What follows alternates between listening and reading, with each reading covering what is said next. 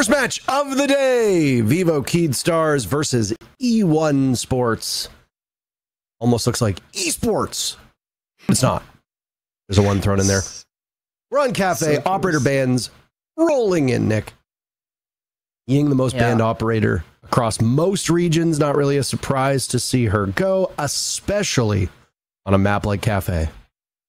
Curious if how long Monty will survive for, because Monty in Brazil has been banned out a ton, and there he goes. Another operator that not just in Brazil but across multiple regions. We saw yesterday and the before in the NAL. Monty just, such a strong operator in the current meta, I guess. A lot of teams started playing him.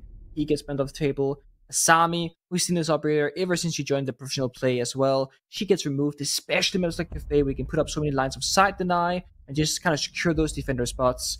And then Kaid, kind of a uncommon ban, I guess you could say. You typically see a Kaid ban. A Thatcher's already been banned out, but it's going to give the attackers more flexibility in operator lineup, because now they don't have to worry about a Thatcher ever because Kaid is gone. And we know that when E1 are attacking, they love to have the flexibility. But Vivo Keyed, perhaps same story. Operators locked in, and it's going to be a kitchen defense to start down below. I always do appreciate trying to translate bomb sites based on what they are in Portuguese, because they don't always look like what you'd assume. This is especially true of compass callouts. If you're an amateur caster and you're doing a rebroadcast of another region, and the interface and the HUD tend to be in the language of whatever region you're casting, and you don't know one of the callouts and you want the compass there to kind of bail you out, good luck. Got to be prepared. You got to come with preparation in mind. You're not wrong about that. Curiosity here. What Vivo Keyed they have planned for this round, because the Nomad into Capital almost says, instead of going for that roam clear with the air jabs, you might want to go for a direct bakery hit instead. We don't see it very often, probably because it's very difficult to clear out that bakery portion of the map. But we also know that E1, they're not really bringing any deny, no Jaeger, no Wamai, so a direct attack would be possible. Looking at the attacker's dying position, it does appear to be a roam clear angle. But look at that, E1, they're set up for it. They got two roamers, Dodes and Lukit, on that primary floor. It's going to be so hard to compare what we see on Cafe to what we casted in NA actually just yesterday, and the way that teams approach this. In terms of attacking operator lineups, I think it's pretty standard here. I like the Capital. I always like Capital when attacking this map.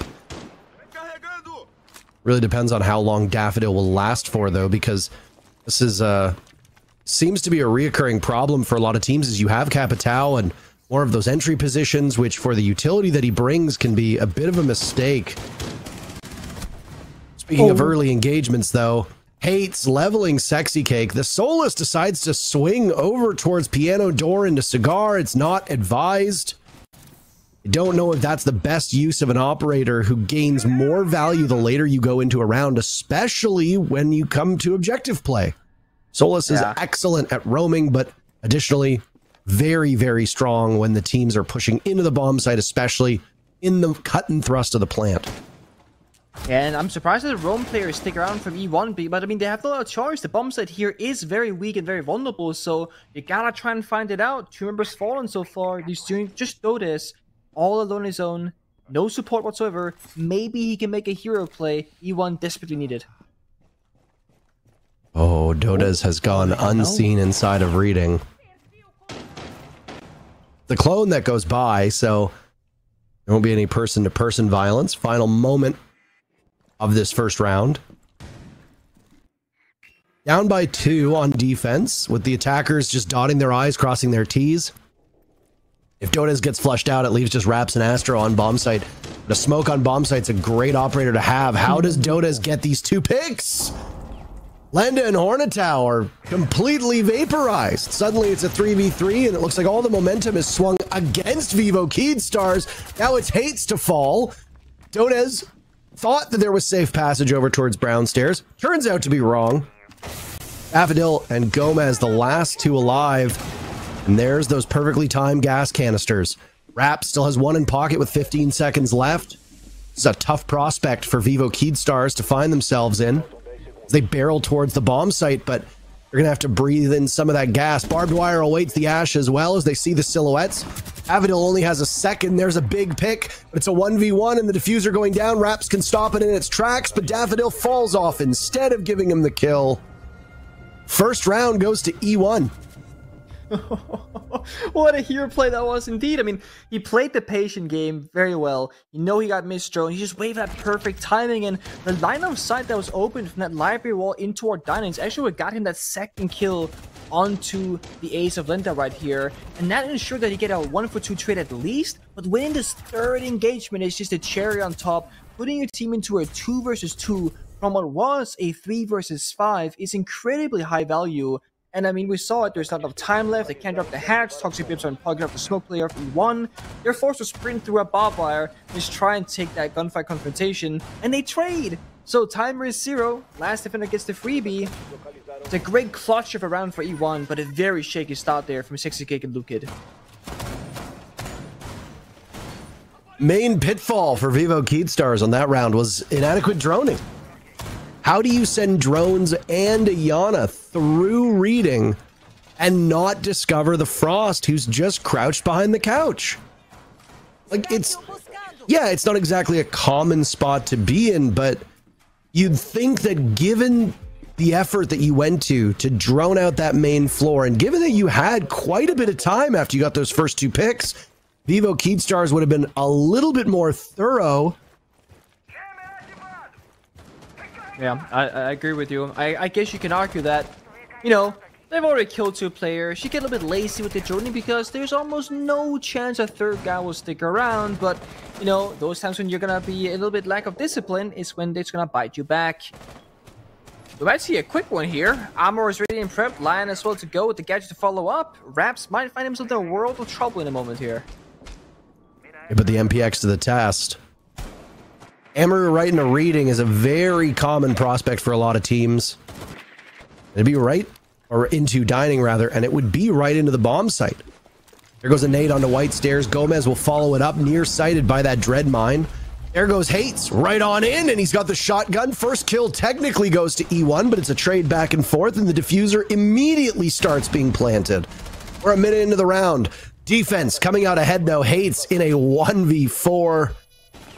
Hates might have done his job correctly, but it doesn't appear that anybody else on Vivo Keyed was able to follow up. Hates will now be playing for a single kill onto the doorway of mining.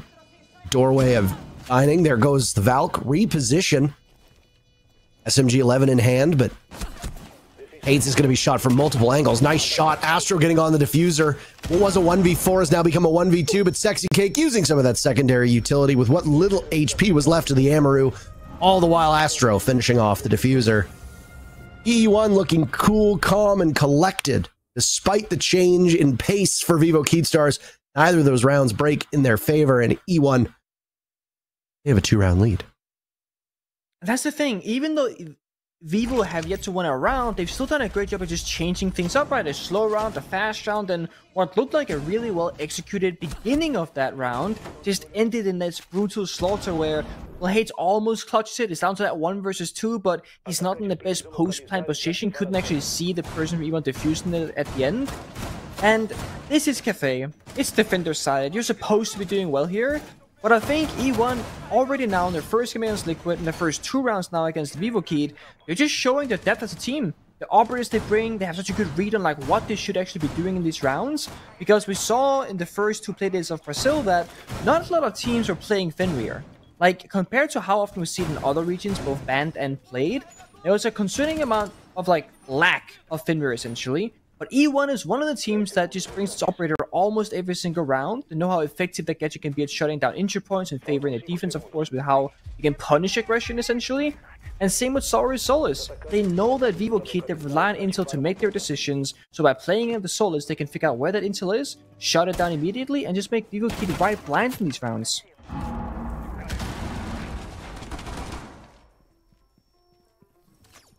Yeah, I think innovation is a fascinating thing to watch in this game, especially with just like the sheer amount of utility that can be brought from either side.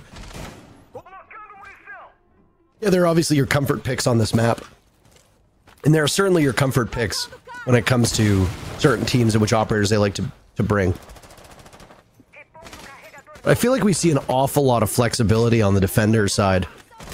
On Cafe, everything seems to look quite similar for attacking teams. Nomad is obviously a staple. Ashe has brought quite a lot. Twitch shows up fairly frequently. On this map in particular, we tend to see Ace more than anybody else. Right now on the side of Evokeed, the only thing that's a little bit unusual, I guess you could say, is the Ram, and that's just because she's a new operator. You don't see her all that frequently. Really site dependent. If you're playing on a bomb site that has lots of hard walls, or you don't really need a lot of vertical pressure to be applied to the defenders, then Ram isn't necessarily the most effective at that role. Here she's good though.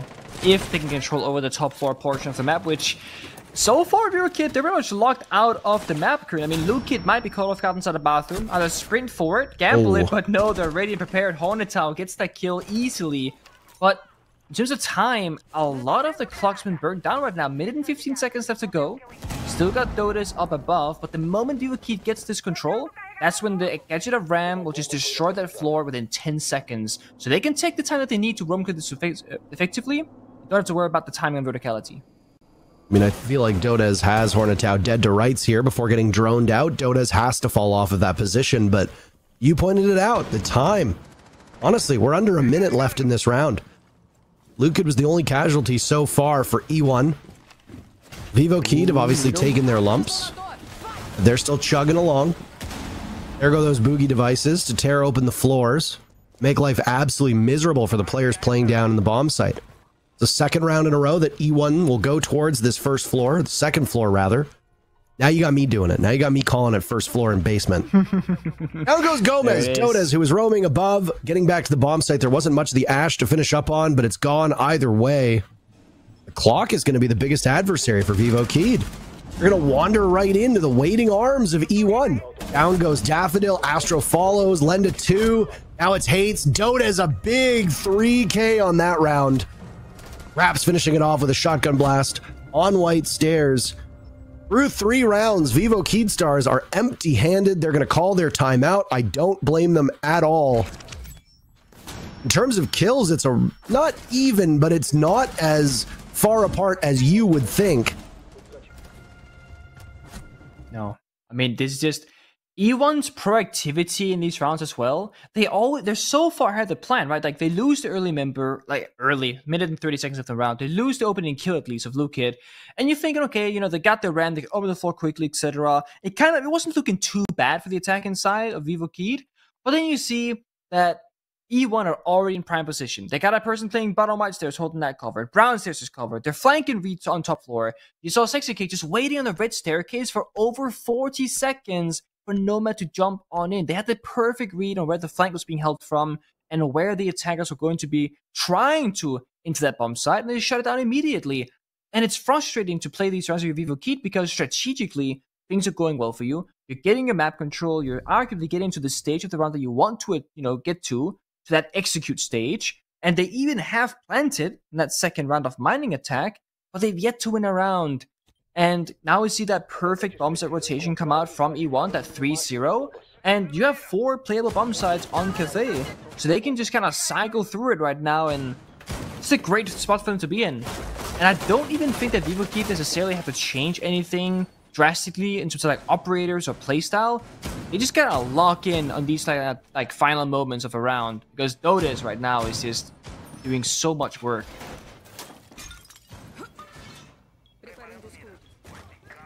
One player that was hyped up on the desk for Evokeed last week was Hornetown. But I mean, Hates, I feel like, stole the show last Sunday and is indisputably the best player so far, but it's also worth noting that a lot of Hates' picks have been impactless. Oh no!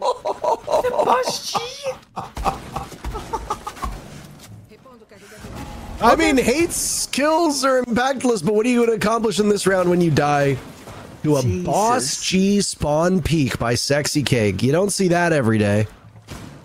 I don't know if he was been memeing and ranked or something, and like he accidentally had the Boss G and just made it work, or if he deliberately picked the Boss G in a professional match, because that doesn't happen all that often, and not with that kind of success either. What a beautiful kill. That's a tilter.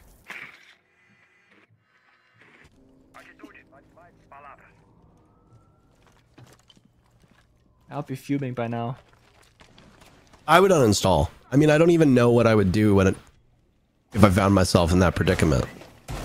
You got spawn peeked, but not just spawn peeked. You got spawn peeked by a boss G. You died because Bikini Body has Twitter. Like, that's basically what happened here.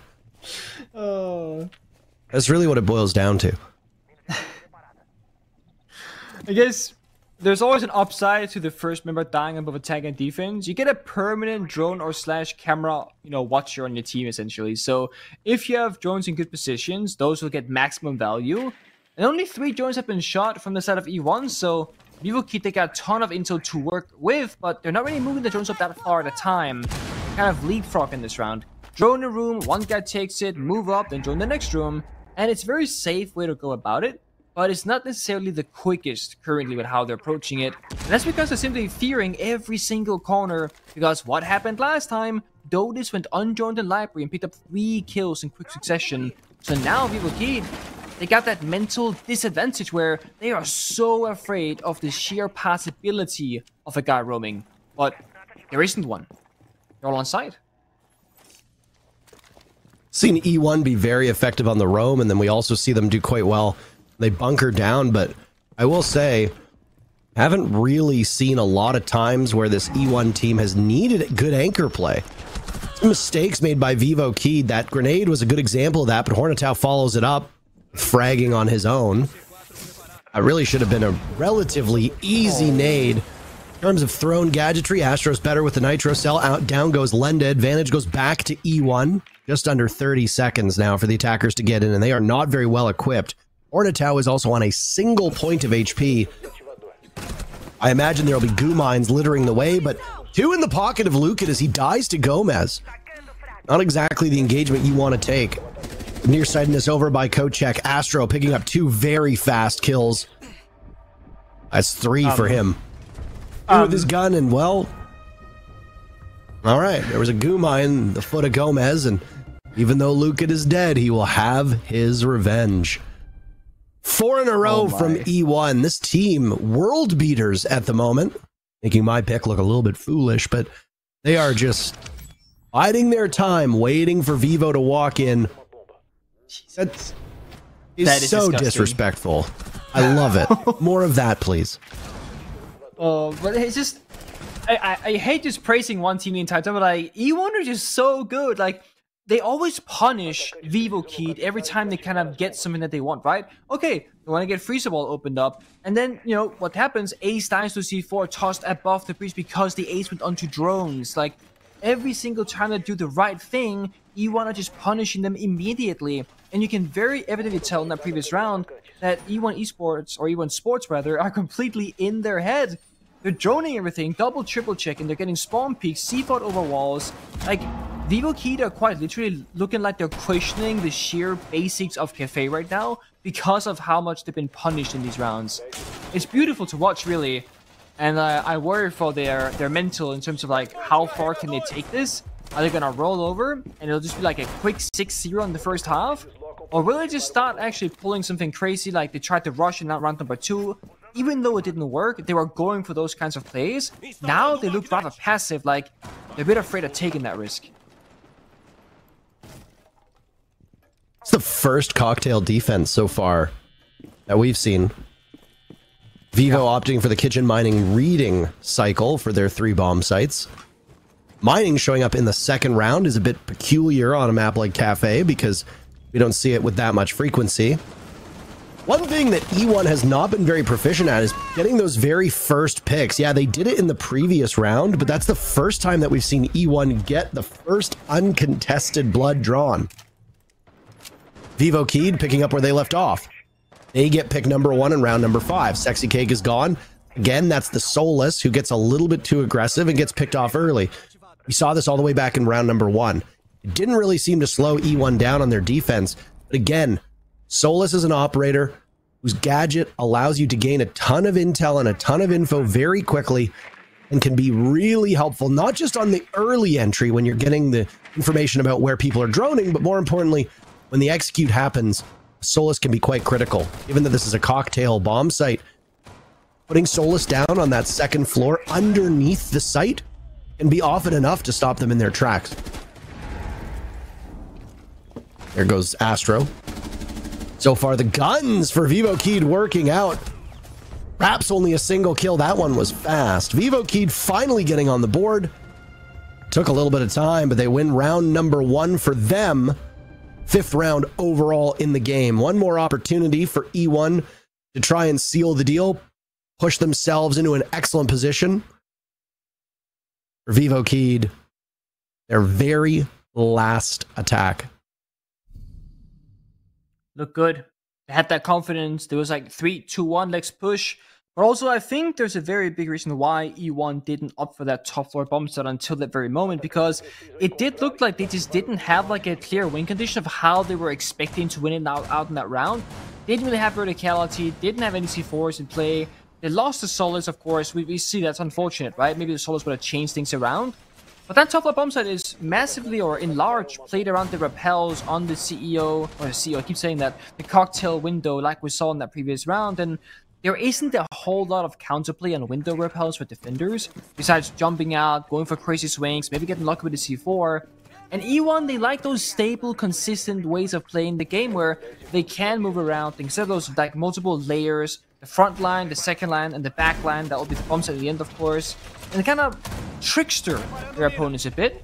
So the more, ground they can work with, I think the stronger E1 is as a team. And it's why they've gone for this kitchen mining reading bomb set rotation. And their final round will also be, as we see, on that primary floor. I really appreciate that we're seeing these spawn peaks from E1 as well. Knock Vivokeed off stride, why don't you? Last time that we saw a mining take from Vivokeed, they Amaru'd right into dining. Look on the left side of your screen. Vivokeed's lineup, Absent and Amaru this time around. The first time we see a Brava coming in. And am I crazy, or is this also the first time we've seen a Lion? Definitely the first time we've seen an IQ. Definitely the first time we've seen a Brava. Yeah, first IQ, first Brava. We saw Lion on the armor rush round. That was it. So one single time before. So they're still trying to change things up here, and I really like the IQ in Cafe. I'm a big enjoyer of that because Valkyrie's open, because 66 is always playing the Solus, but also now you know where the Grim Mines are. Essentially, you will now know like where is it safe to enter and where is it not. But you will be spending more time on drones, scouting for that intel, which means less presence inside the map itself. When we see all of Vivokeed are outside on window repels, kind of wanting E1 to make the first move here and go for those swings, and they don't have to. They can fall back, then you rejoin, etc. You just burn down the clock. There's the very first pick. It actually comes to E1. It was something that we talked about, but it's very short-lived. It's traded right back, so they don't really gain much of an advantage for it, and then Vivo ends up capitalizing off of that to pick up a second kill as well. Vivokeed have had early leads so long, but they just end up running afoul of the clock. Oh, they missed him. This is going to happen again, by the way. Remember when they didn't drone out Dotas in this exact same position? Yep. Somehow Lukid's just sitting by the armoire, inside a reading, look to be undroned. This will doom Vivokeed if they don't sort it out. And it honestly doesn't look like they have any idea whatsoever. Down goes Lenda to Sexy Cake. Back to a 3v3, and there's an EE1D burned. Lukid compelled to action, picks up 2 onto Gomez and Daffodil. Hornatow hunting for the pick. Can't get it, but finds collateral on Sexy Cake by White Stairs. Immediately hit by that Dread Mine. Now Hornatow springing in. Lukid dies. Nowhere for him to go. This is why the praises of Hornatow were sung so loudly by CDAPS on that desk. Raps just needs to play keep away as the diffuser is retrieved on White Stairs. Hornatow at 1 point, stats underwater, now 8 and 4. Looking for the final kill under Raps, and he is close by, running out of time, but Raps decides to swing it instead of waiting, and he makes his own destiny. He might have forfeited a single round to Vivokeed, but I don't think E1 cares all that much. A 5-1 first half, is impressive stuff. And E1 have marched their way down the field, proverbial field, of course, in that first half. Side swap here, but E1 very firmly in the driver's seat to just finish the race in first place. Yeah, simple as that. And again, like, it seems like VivoKey, they have a very clear weakness right now. It's that library part of the map, and it's not because E1 they're heavily fortifying it and, you know, mute jamming and musty pit. No. It's just simple misdroning 2 times out of 6 in terms of round score. And in both of those rounds, it quite literally led to an immediate round loss. This could have very well been a 3-3 half if library had been droned out effectively in round number 1 and in the very last round, because in the first round, Dota's got a triple kill, and the most recent one, we saw a double kill from Liquid, and also just stalling for so much time, forcing Hornet now into the 1 versus 2. But it's well done for E1. They recognize that they were in fact misdroned, they play around it effectively, and now Sideswap comes around. Operator-wise, we see a very similar showcase from both teams until Sexy Cake went onto Glass in that very last second, utilizing the attack and repick option.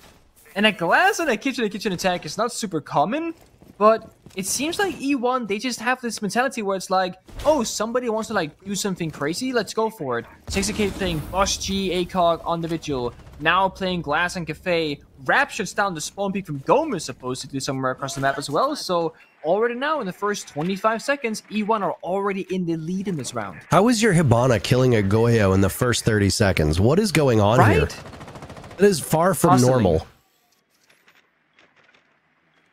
Also, of course, we got to talk about Linda dropping a 0-6 currently, and you know, Linda was playing a couple of operators in attack, like the IQ, for example, being like the 2nd or 3rd person in the building, so you're not gonna get the open engagements necessarily. But now in the first defense, he's also playing Warden, so he's supposed to be playing in a crucial spot, get a lot of kills. So Wamai gonna be on the bakery side, Warden probably on the backside of VIP. But you're effectively playing 4 versus 5 from the side of VivoKey because you just have a member not finding any kills as of yet. That's not the start that you want. The one good thing about Gomez dying out of all the operators on VivoKey that are no longer available is that there's persistence in those gadgets. Ideally, all of those volcanic containers, you want to call them that, the Vulcans, have been placed.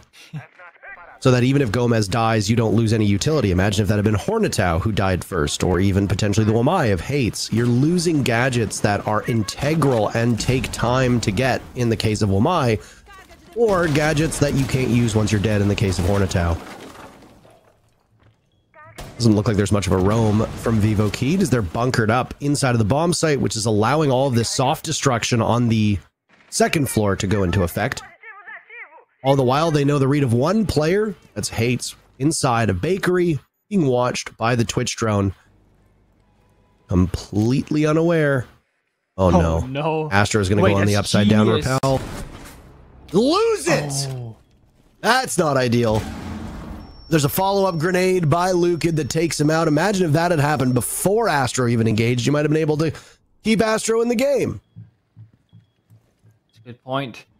Of course, you still got that ace up your sleeve, the Glass with those smoke grenades of Sexy Cake, and also took Baker control with that. So again, E1 very efficient at what they want to do, and then just doing just that. Very little time left. Here's Lenda breaking that goose egg.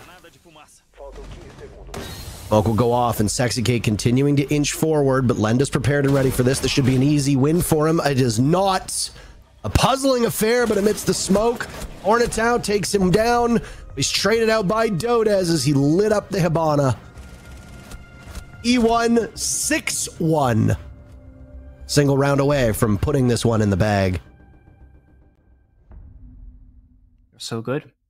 They are. I mean, I think you're right about the grenade. Like, couldn't they just have naded the bakery or might have Hates first? But I think maybe they were expecting him. I mean, they saw him on the camera, right? He was holding that, like, pretty aggressive angle through the vertical holes. There might not have been a good way to grenade that position without making the Wamai look elsewhere. So, you know, if you cook the grenade and swing, and Astro repels and swings, most likely Wamai will kill one of those 2 players, assuming that you can't nade him from a safe position. And they gambled it. Either the nade guy will die because he swings it, or Astro gets a trade, or vice versa. So they guarantee the kill. They trade that 2-for-1, very well set up from them. And and when they got that kill, they immediately went into Bakery with 2 members and took full control. So they don't just, like, E1 don't have what we call like wasted movement, where they'll see a player somewhere and they'll kill him just for the sake of killing him. They will only really care about those players if they're in like an integral part of the map that they truly care about. So that, okay, let's kill this Bakery player, but as we do it, let's also take Bakery in control with physical presence of operators so that we gain something for it and not just a random kill somewhere. And it opened them up to be attacking from Red Staircase, Bakery, Vertical, and the hatch as well. So all of a sudden, Vivokeed's defense is on fire from every single direction instead of just from above. It's very smart gameplay from E1, and it works better than it should arguably because Vivokeed simply aren't feeding into it, right? They're not really doing the best job at countering these things. They're often falling to those pickoffs. But a round win is a round victory. And E1 just showing how flexible they are.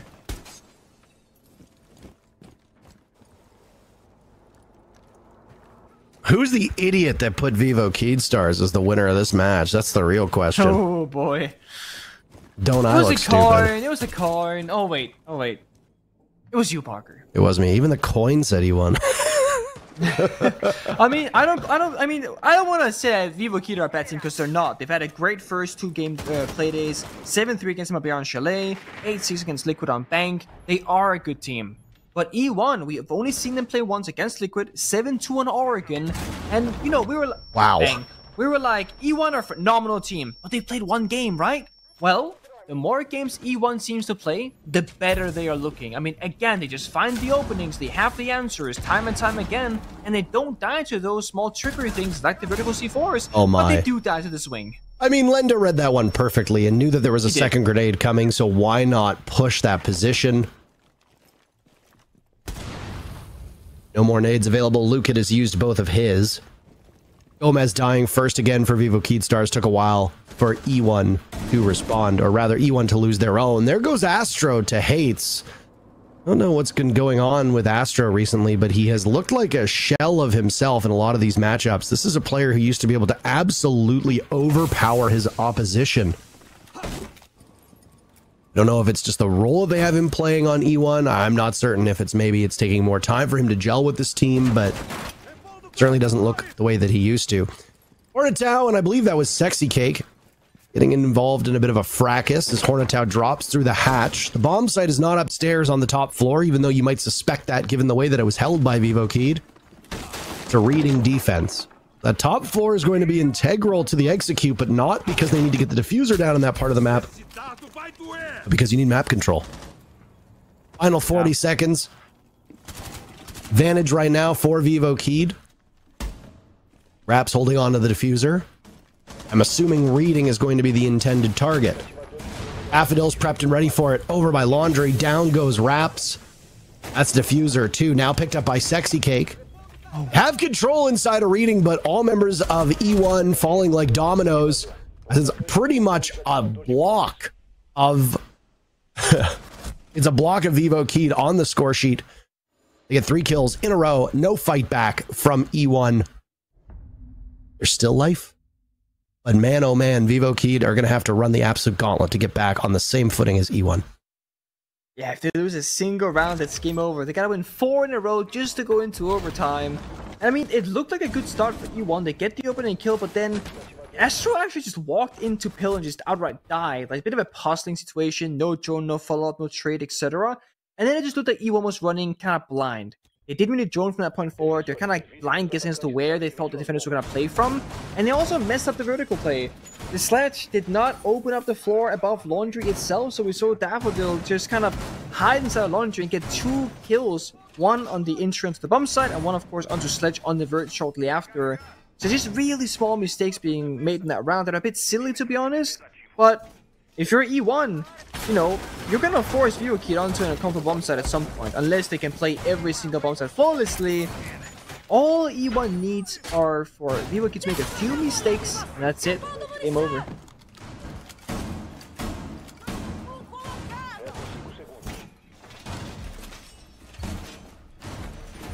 Gomez lived through the first 45 seconds of the round. That's what I'm going to be watching out for. What are you going to be watching out for, Nick?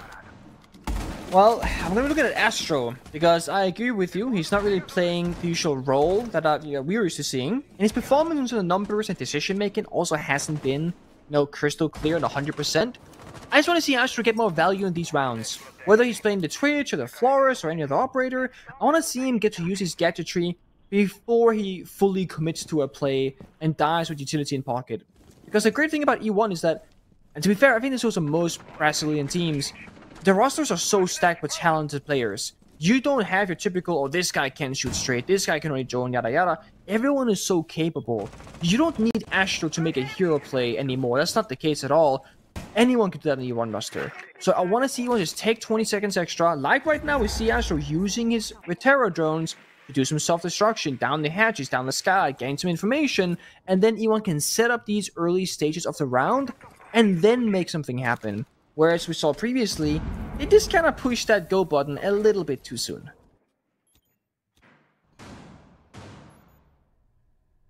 Minute and 45 left on the clock, and nobody has died yet, which is a bit of a rarity in the matchup that we've had between these two teams.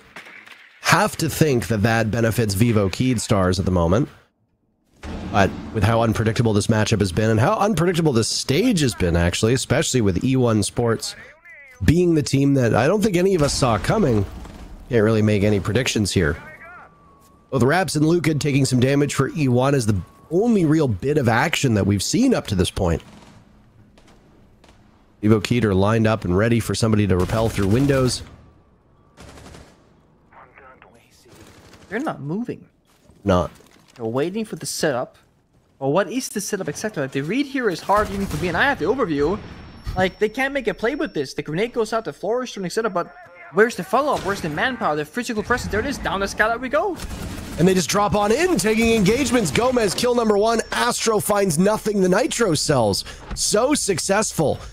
Gomez breathing in some gas, running forward. Stopped on white stairs by Daffodil, leaving Lukid and Sexy Cake as the last two for the team.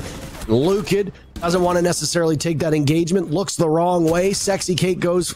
Lukid, the only one still standing. 30 seconds to go. Daffodil picked up on white stairs. Both players from Vivo Keyd in the same position. There's a shotgun waiting for Lukid, and it seals the deal, keeping Vivo Keydstars in this match. 2 rounds in a row now that they've won, blunting the momentum of E1. The first 7 rounds, E1 Sports won 6. Built up a really nice cushion that they can just sit on. The only way that Vivo Keydstars gets out of this matchup with a win is through overtime. That's a lot of work that Vivo Keydstars needs to do to get to that point. But 2 rounds in a row is a hell of a start, especially against this E1 team. Still a timeout for E1 if need be. But no matter what, 2 impressive rounds from Vivo Keyd.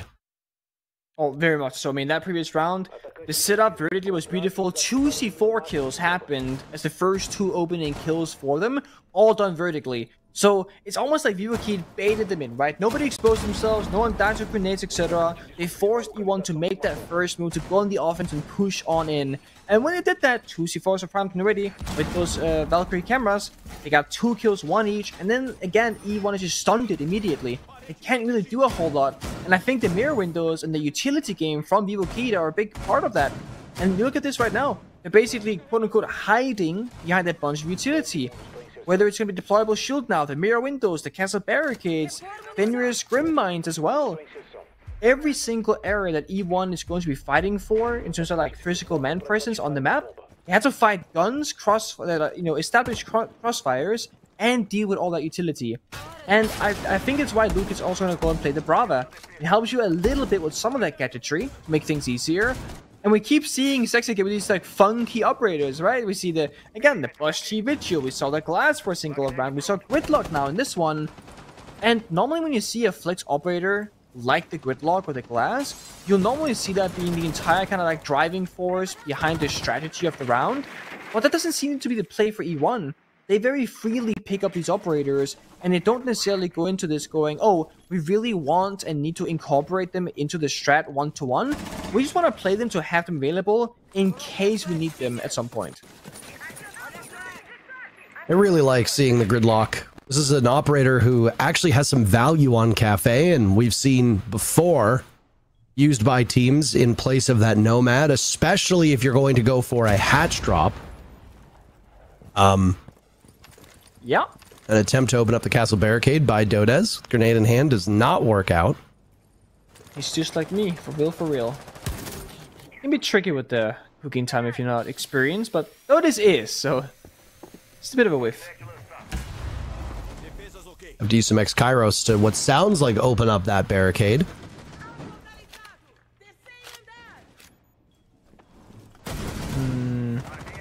What's the win here, E1? They're fishing again, looking for those kills. They're not getting them because VivoKid, they know this. They're playing far back, not exposing themselves unnecessarily, not taking any risks right now, despite being down on match point. They know that E1, they gotta problem solve so many different layers of this defense, and so far they get to do it. Minute left to go at mining bomb site. Very fortified on this round. Of course, also got rumors inside library, bottom white staircase, etc. So crossfires are plenty for VivoKid. 4 rounds on defense so far for VivoKid, and they've played all 4 bomb sites throughout it. Like to see that flexibility from a team. Keeps E1 guessing as well. E1 wrestling control of VivoKid's top floor away from them. That's only the first step, though. Got to transition towards the bomb site. Hates is playing some kill holes down below inside of kitchen. Don't know if this is information that E1 has. Lenda was also on the first floor. He'll retake red. Make some noise that 2 separate players from E1 out on the balcony ought to hear. They hop in. Hates picking off wraps. Those are the kill holes that we mentioned before. Down goes the Yana of Dodez as well. E1 falling by the wayside. Lukid goes to Hates as well. There's Astro off the board. Sexy Cake a lone kill, and that's it. Ornitao closes out the round. 3 in a row for VivoKid as they're streaking. Comeback's beginning, and it's looking good for them. E1 with very questionable attacking rounds for them. They almost seem allergic to take any fights. They never roam clear. They don't full clear. They take as little control as possible, but it's like they take too little control. They rappelled in the bomb site window in front of an open mirror window and a crossfire from pillar, and they didn't really have any footholds in the map. They just they're outside, they jump in, and they somehow expect to find success. Ying is banned, Monty's banned. Sure, they're playing Gridlock with smokes, but don't have a glass to follow up with it either. No blitz.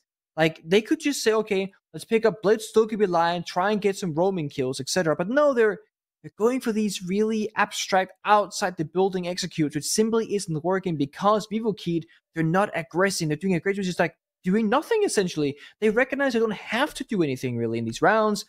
E1 will call their timeout, most likely trying to figure out how do we get one of the next 2 rounds guaranteed to just send this off in a victory before they reach overtime.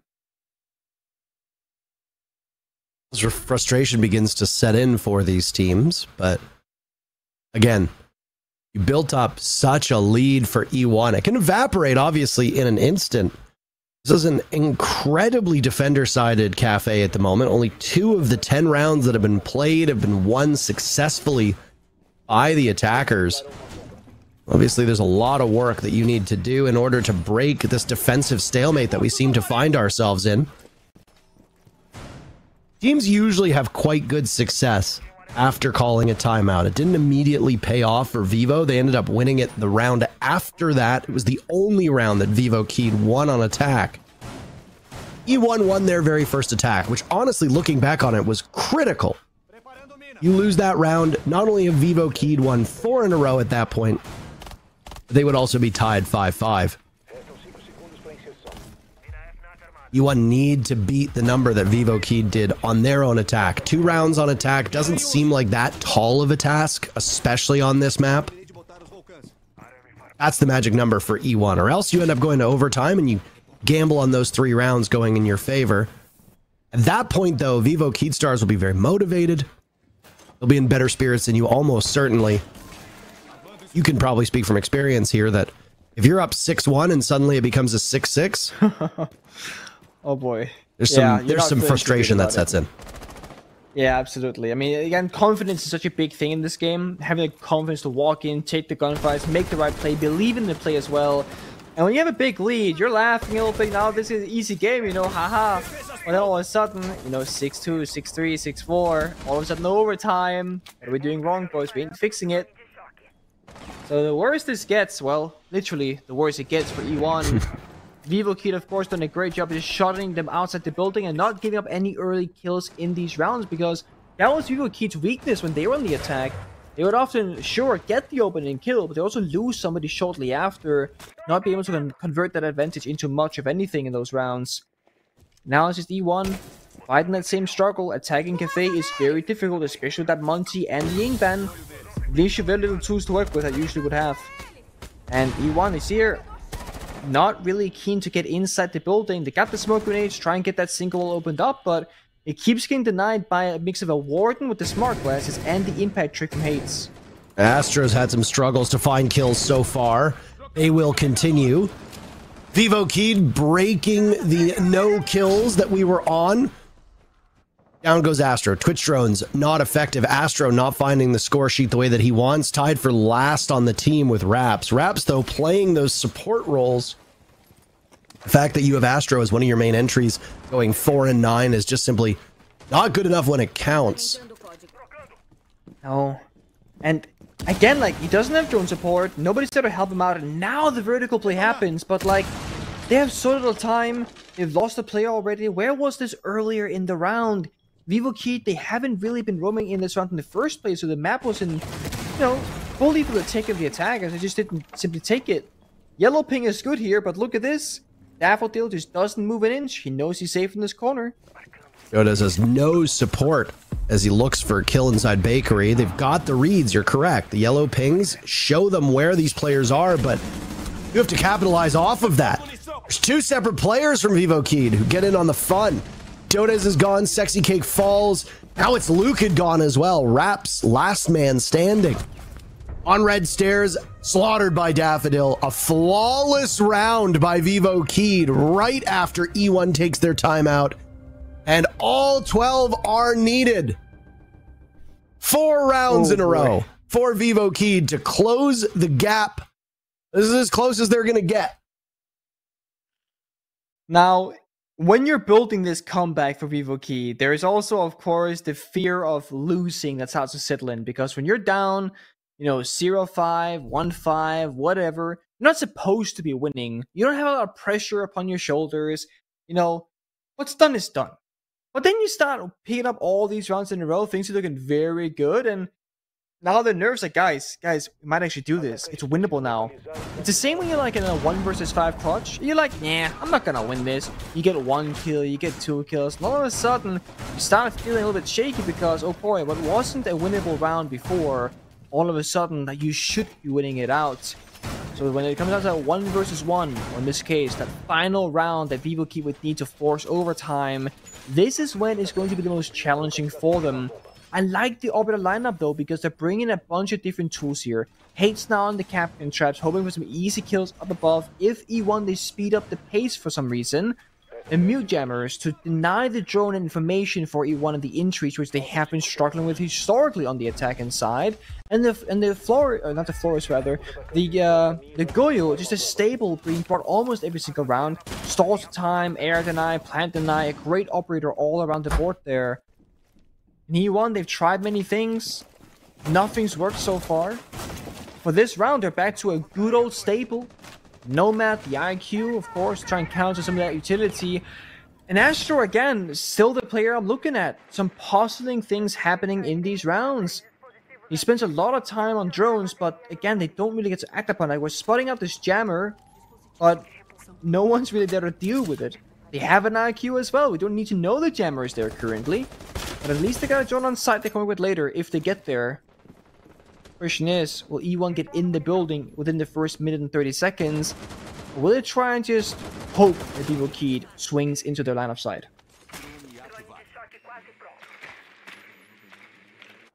It's a damning position for E1.